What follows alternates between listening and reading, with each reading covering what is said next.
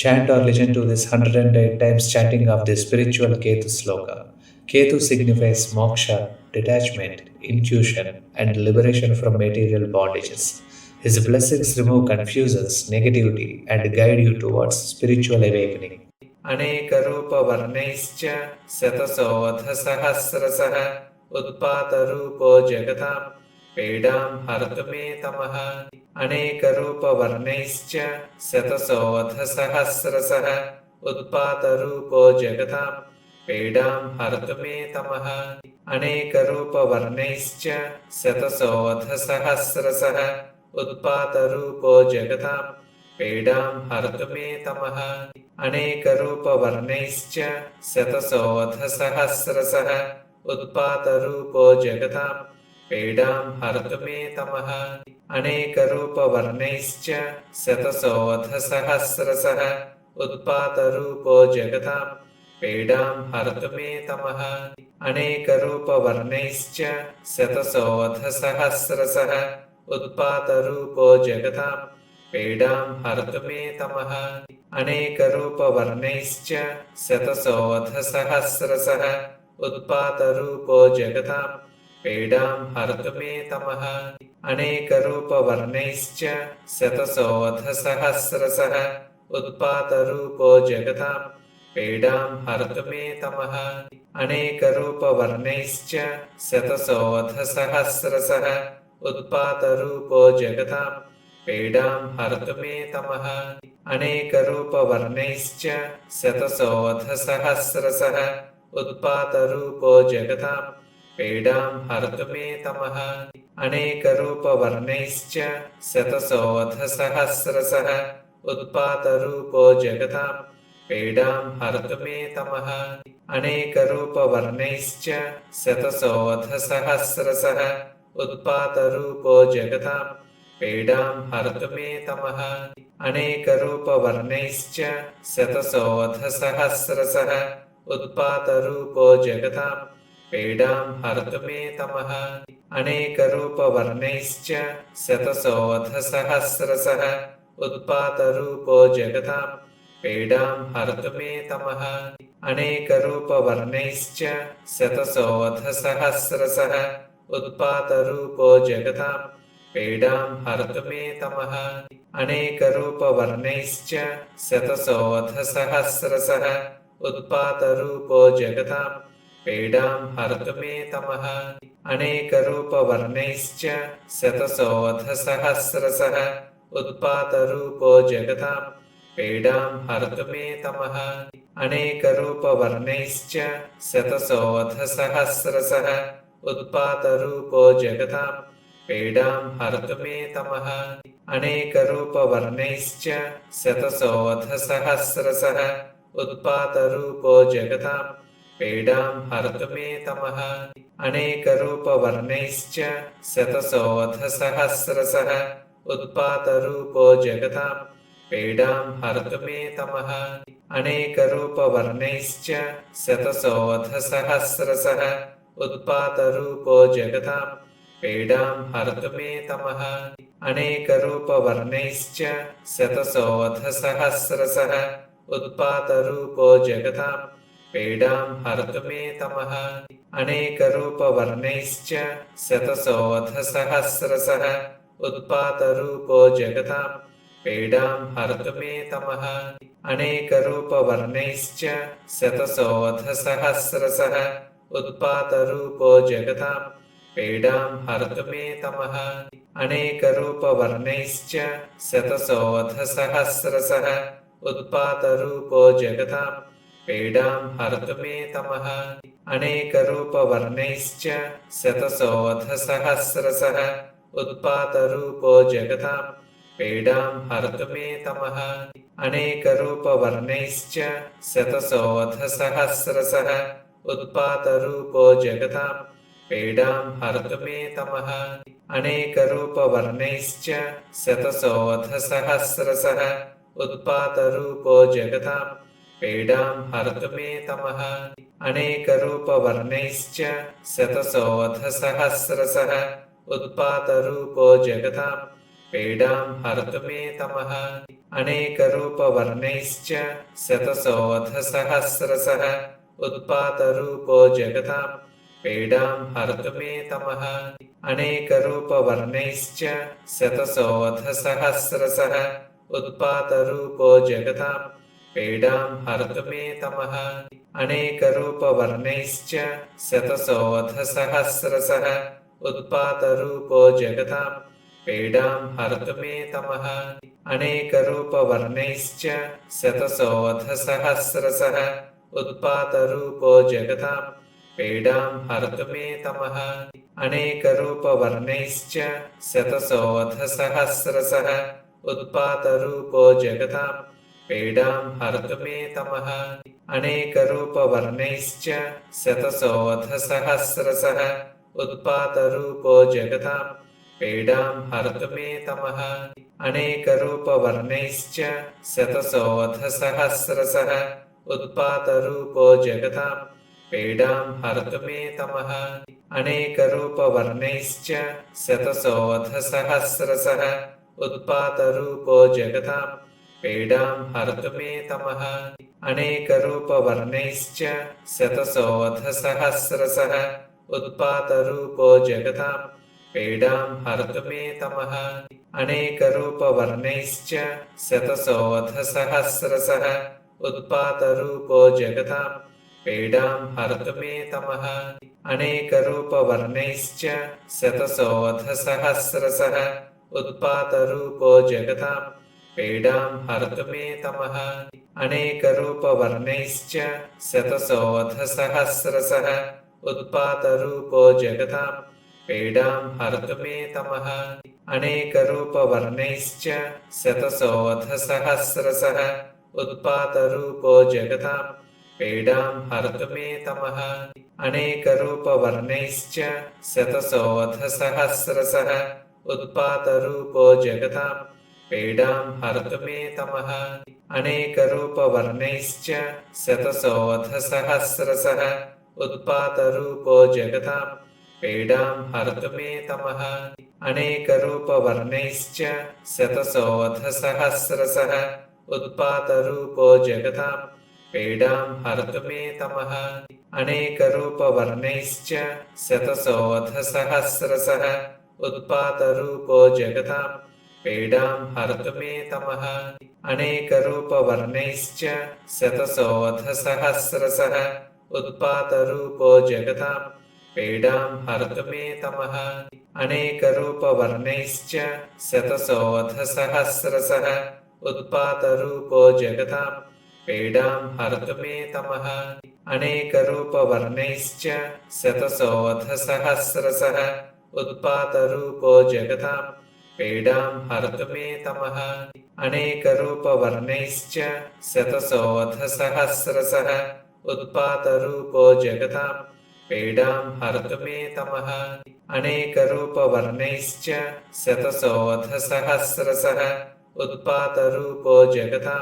पीडां हरतु मे तमः अनेकरूपवर्णैश्च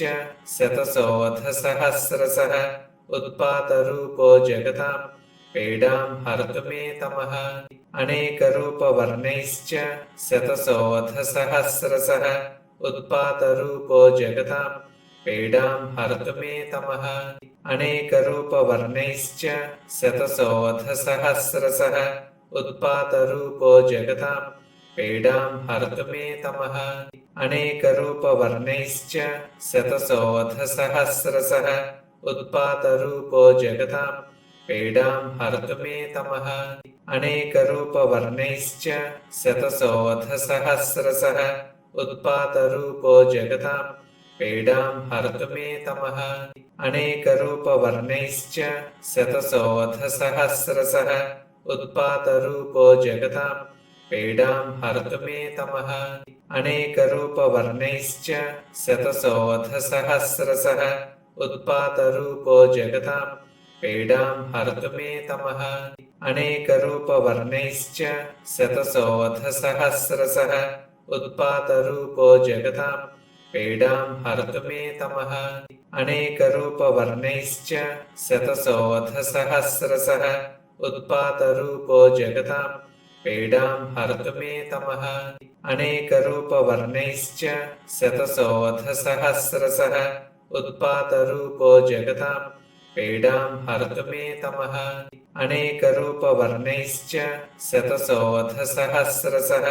उत्पातरूपो जगतां पीडां हरतु मे तमः अनेकरूपवर्णैश्च शतशोऽथसहस्रशः उत्पातरूपो जगतां पीडां हरतु मे तमः अनेकरूपवर्णैश्च शतशोऽथसहस्रशः उत्पातरूपो जगतां पीडां हरतु मे तमः अनेकरूपवर्णैश्च शतशोऽथसहस्रशः उत्पातरूपो जगतां पीडां हरतु मे तमः अनेकरूपवर्णैश्च शतशोऽथसहस्रशः उत्पातरूपो जगतां पीडां हरतु मे तमः अनेकरूपवर्णैश्च शतशोऽथसहस्रशः उत्पातरूपो जगतां पीडां हरतु मे तमः अनेकरूपवर्णैश्च शतशोऽथसहस्रशः उत्पातरूपो जगतां पीडां हरतु मे तमः अनेकरूपवर्णैश्च शतशोऽथसहस्रशः उत्पातरूपो जगतां पीडां हरतु मे तमः अनेकरूपवर्णैश्च शतशोऽथसहस्रशः उत्पातरूपो जगतां पीडां हरतु मे तमः अनेकरूपवर्णैश्च शतशोऽथसहस्रशः उत्पातरूपो जगतां पीडां हरतु मे तमः अनेकरूपवर्णैश्च शतशोऽथसहस्रशः उत्पातरूपो जगतां पीडां हरतु मे तमः अनेकरूपवर्णैश्च शतशोऽथसहस्रशः उत्पातरूपो जगतां पीडां हरतु मे तमः अनेकरूपवर्णैश्च शतशोऽथसहस्रशः उत्पातरूपो जगतां पीडां हरतु मे तमः अनेकरूपवर्णैश्च शतशोऽथसहस्रशः उत्पातरूपो जगतां पीडां हरतु मे तमः अनेकरूपवर्णैश्च शतशोऽथसहस्रशः उत्पातरूपो जगतां पीडां हरतु मे तमः अनेकरूपवर्णैश्च शतशोऽथसहस्रशः उत्पातरूपो जगतां पीडां हरतु मे तमः अनेकरूपवर्णैश्च शतशोऽथसहस्रशः उत्पातरूपो जगतां पीडां हरतु मे तमः अनेकरूपवर्णैश्च शतशोऽथसहस्रशः उत्पातरूपो जगतां पीडां हरतु मे तमः अनेकरूपवर्णैश्च शतशोऽथसहस्रशः उत्पातरूपो जगतां पीडां हरतु मे तमः अनेकरूपवर्णैश्च शतशोऽथसहस्रशः उत्पातरूपो जगतां पीडां हरतु मे तमः अनेकरूपवर्णैश्च शतशोऽथसहस्रशः उत्पातरूपो जगतां पीडां हरतु मे तमः अनेकरूपवर्णैश्च शतशोऽथसहस्रशः उत्पातरूपो जगतां पीडां हरतु मे तमः अनेकरूपवर्णैश्च शतशोऽथसहस्रशः उत्पातरूपो जगतां पीडां हरतु मे तमः अनेकरूपवर्णैश्च शतशोऽथसहस्रशः उत्पातरूपो जगतां पीडां हरतु मे तमः अनेकरूपवर्णैश्च शतशोऽथसहस्रशः उत्पातरूपो जगतां पीडां हरतु मे तमः अनेकरूपवर्णैश्च शतशोऽथसहस्रशः उत्पातरूपो जगतां पीडां हरतु मे तमः अनेकरूपवर्णैश्च शतशोऽथसहस्रशः उत्पातरूपो जगतां पीडां हरतु मे तमः अनेकरूपवर्णैश्च शतशोऽथसहस्रशः उत्पातरूपो जगतां पीडां हरतु मे तमः अनेकरूपवर्णैश्च शतशोऽथसहस्रशः उत्पातरूपो जगतां पीडां हरतु मे तमः अनेकरूपवर्णैश्च शतशोऽथसहस्रशः उत्पातरूपो जगतां पीडां हरतु मे तमः अनेकरूपवर्णैश्च शतशोऽथसहस्रशः उत्पातरूपो जगतां पीडां हरतु मे तमः अनेकरूपवर्णैश्च